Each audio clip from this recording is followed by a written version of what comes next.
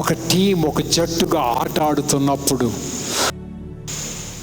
11 మంది కలిసి ఫుట్బాల్ ఆడుతున్నప్పుడు, ఆఖరి 45 నిమిషాలు అయిపోతూ 3 నిమిషాలు ఉండగా ఓడిపోతున్నామని ఉన్నప్పుడు, ఒక్క గోలు వేస్తే నెగ్గుతాము అన్న వేళలో 11 మంది ఆడతారు, కానీ ఒక్కడే గోలేస్తాడు. గోలు ఒక్కడే వేసినా మిగతా 10 మంది ఆనందిస్తారు.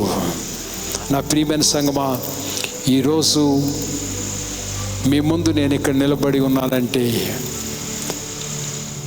ఆరోగ్యముగా నిలబడి ఉన్నానంటే, నవ్వుతూ నిలబడి ఉన్నానంటే, స్వస్థత నుండి నిలబడి ఉన్నానంటే, ఇది నా ప్రార్థన కాదు, లేక ఎవరో ఒక గొప్ప స్వస్థత వరం కలిగిన వారి యొక్క ప్రార్థన కాదు.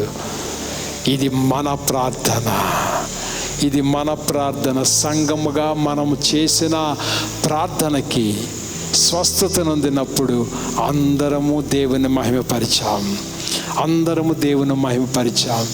ఈ ప్రేమ, ఈ శక్తి కుటుంబాల్లో, ఫ్రెండ్షిప్లోను, సహవాసంలోను ఉంటే స్వస్థపరచుటకు యేసయ్య దగ్గర శక్తి ఉంది.